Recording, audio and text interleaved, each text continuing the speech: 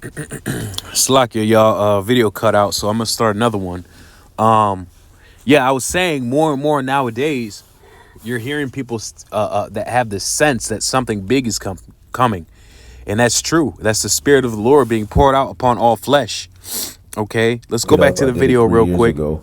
Message from God terrifies the world's rulers. All right. And, when you deal with CERN, okay, I think this happened around,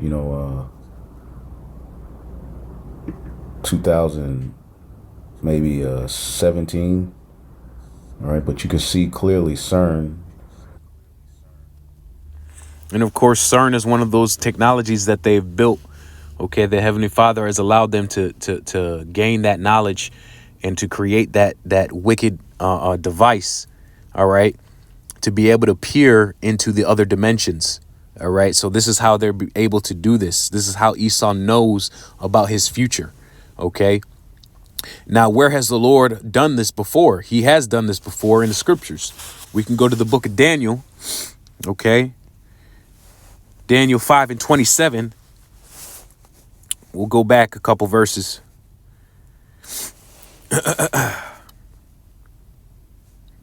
Slack y'all, bear with me.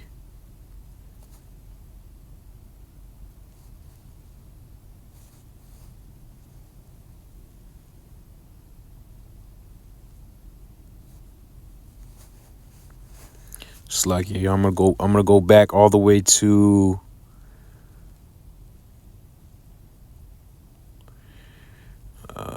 maybe even 19.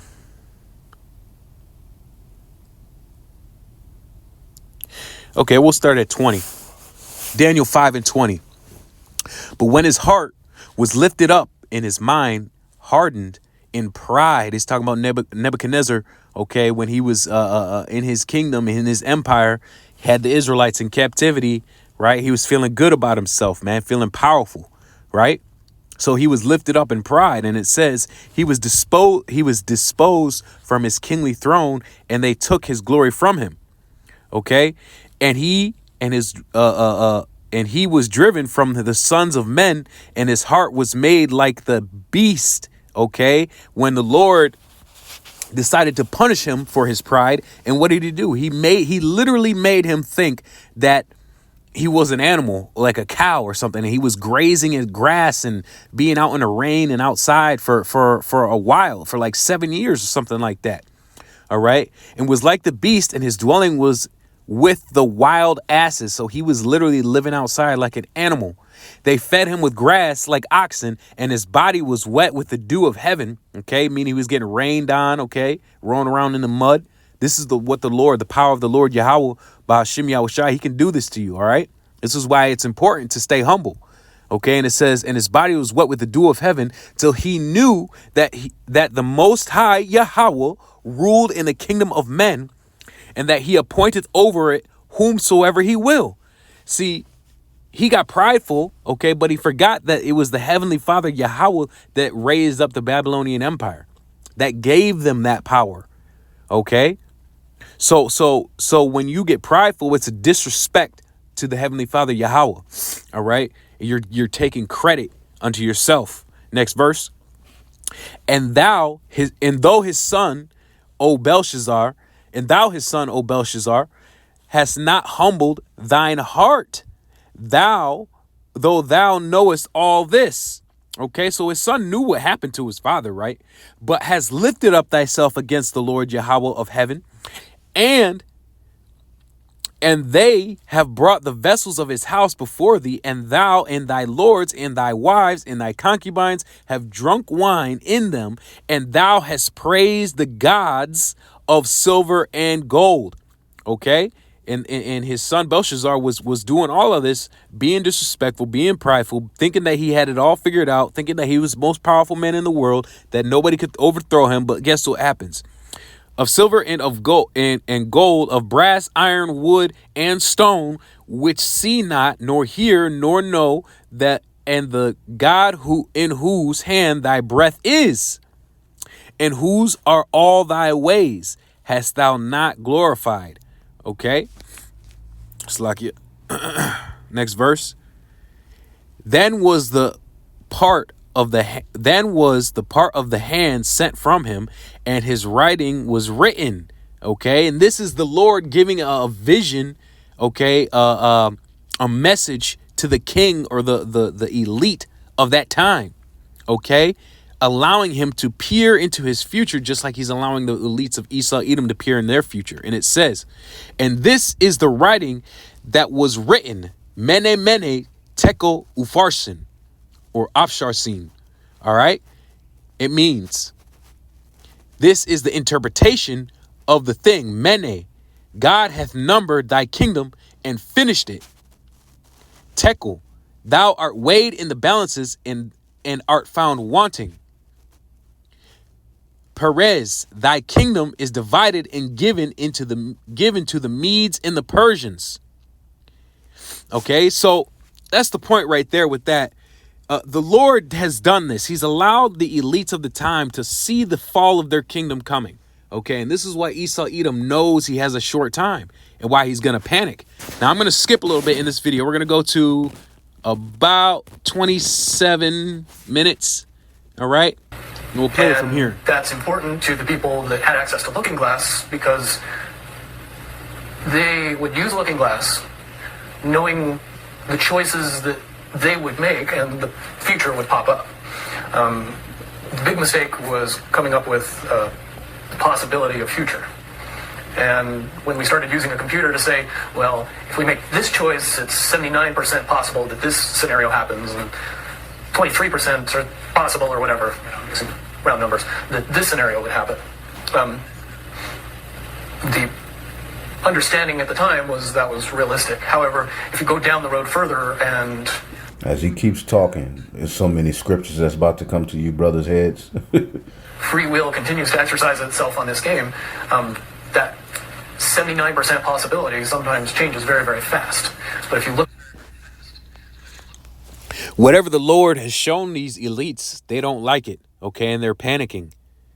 Okay, this is where I'm going to go to Numbers chapter 24. All right, I'm going to go to the blue letter for that. All right. It's let's go Numbers 24. Start at the top.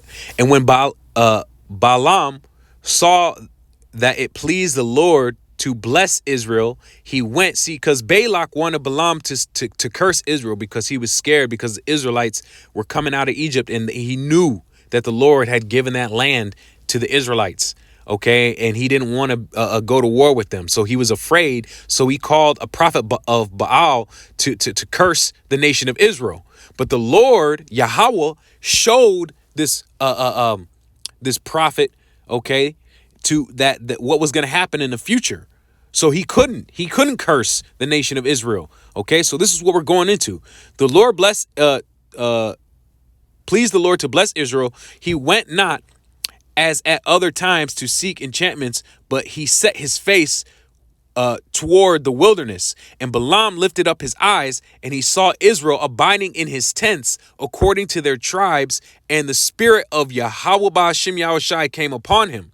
So the Lord showed him a vision, all right? And it says, and he took up his parable and said, Balaam, the son of Beor, hath said, and the man whose eyes are open hath said, right? Because the Lord opened up his eyes to allow him to see a quick glimpse into the future. And is this possibly this chapter right here, possibly what the elites have seen? Okay. Is the nuclear destruction possibly what they have seen? All right, let's keep reading. It says, he has said, which heard the words of Yahweh, which saw the vision of the Almighty falling into a trance, but having his eyes open. So it was a waking vision. That's what you call a waking vision.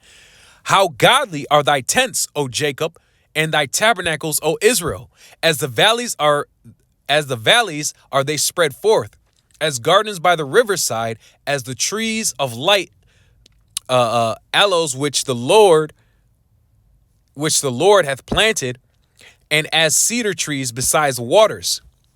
Okay, he says, he shall pour the water out of his buckets, and that goes into the spreading of the seed of the Israelites. Okay, The scriptures say that we're going to be as numerous as the stars of heaven and as the sands of the sea. Okay. And his seed shall be in many waters. Okay. Because we're mixed amongst all nations. All right. The seed of Israel is mixed. Okay. Amongst all nations as a result of the diaspora or the scattering. All right. And it says, and his king shall be higher than Agag, and his kingdom shall be exalted. So he's seeing a vision of the kingdom of heaven and the Israelites in the kingdom of heaven. Right. And it says, Yahweh brought him forth out of Egypt. He hath set, and he hath, as it were, the strength of a unicorn. He shall eat up the nations. He shall eat up the nations. That means they're going to dominate and conquer all nations. His enemies shall break their bones and pierce them through with arrows. Because when we get that spiritual power, okay, the elect are going to wreak havoc upon this earth. All right, the other nations are going to be beat into pieces. Okay, let's get this.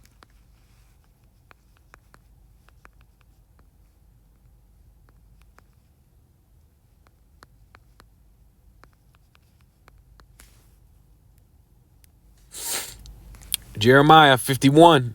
All right. Jeremiah 51 and 21. Let's go back. 51 and 20. It says, thou art my battle axe and weapons of war, talking to these Israelite men, all right, of the elect. For with thee will I break in pieces the nations, and with thee will I destroy kingdoms. And this could be what the elites saw when they looked into Project Looking Glass, and they predicted the future. Okay, it was an inevitable future. And it says, and with thee will I break in pieces the horse and his rider, and with thee will I break in pieces the chariot and his rider. With thee also will I break in pieces man and woman, and with thee will I break in pieces old and young, and with thee will I break in pieces the young man and the maid. All right, so the Israelites are going to come and conquer the earth and destroy all the heathen nations that put their hands on them. All right, and put them in slavery ultimately. And it says, he laid down as a lion, and as a great lion, who shall stir him up? The scriptures also go into saying that Judah is a lion's whelp. Okay, he couches as a young lion, who shall stir him up, right? Because Judah is about to get stirred up, man. There's a power in the tribe of Judah that has been hidden for a very, very long time. Okay, there's a power that resides within all the tribes, but specifically with the tribe of Judah, okay, there's a power there that has been lying dormant, okay, that is about to be reawakened. That's what it means when it says, who shall stir him up, okay? Blessed is he that blessed thee, and cursed is he that cursed thee, okay? Let me skip down a little bit to the point, all right? I'll start at 17. I shall see him, but not now. I shall behold him, but not nigh. There shall come a star out of Jacob, and a scepter shall rise out of Israel. And that's going to be Yahweh Shai holding that scepter. But the Israelites of the elect are going to also reign with him in the kingdom of heaven. That's Revelation 2 and 26. All right. And it says, and shall smite the corners of Moab. And this is a prediction. This is not a prediction. This is a prophecy of what the Israelites are going to do.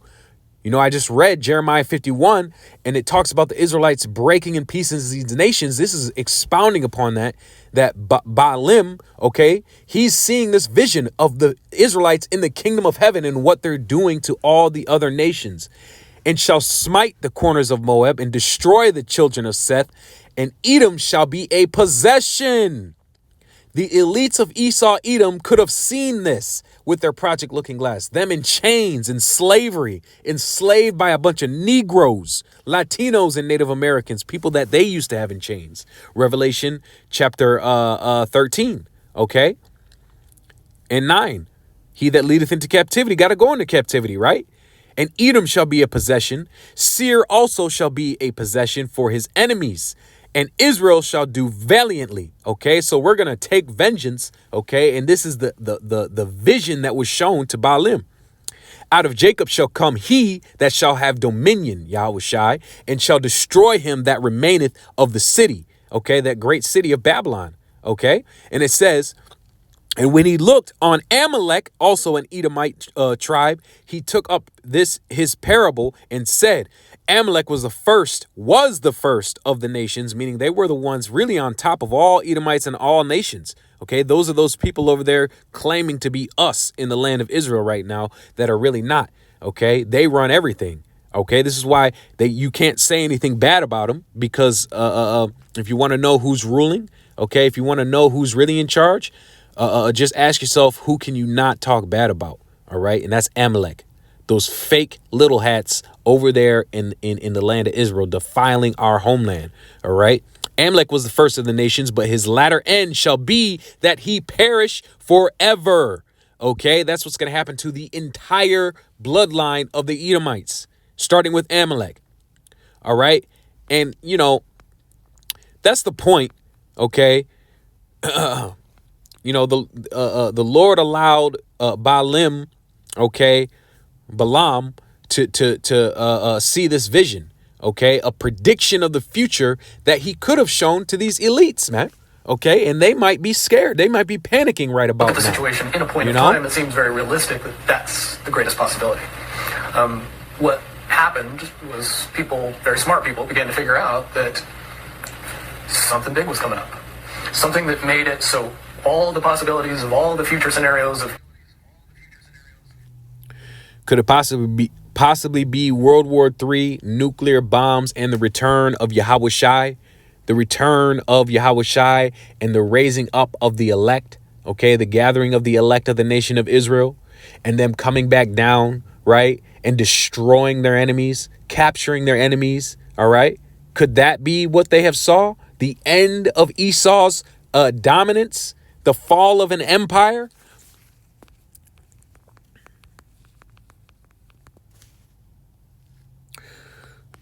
Second Ezra 6:9. For Esau is the end of the world, and Jacob is the beginning of it that followeth. Okay? So when Esau's world ends, ours begins. Okay? They could have seen this. Any possibility that was fed in and observed through the looking glass inherently ended up in the same future. And then no decision, no possibility changed past a certain point. That's the big secret. Okay, so is that certain 2020? All right, so just to recap what we just saw, Bill expresses here that as he worked on this project and found out what had been done on it and started to get involved with it, he realized and saw that they had been running probabilities into the future for a while with this thing, and they kept finding that after 2012, every possibility they fed in would always end up at the same event in the future from 2012.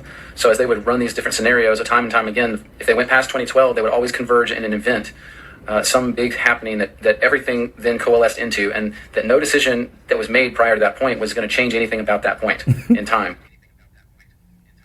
See, because you can't change prophecy. You can't outrun the Lord. You can't hide from the Lord. What the Lord has decreed and has made known, okay, through the word, it will come to pass. Okay, he will perform it. And I read that verse in my last video. Okay.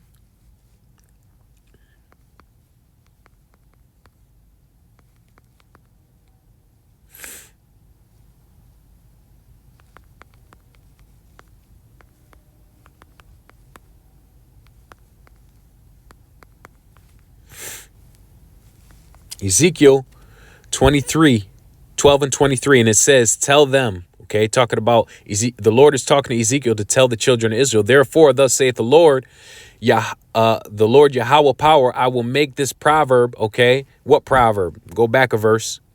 Son of man, what is that proverb that ye have in the land of Israel, saying, the days are prolonged and every vision faileth?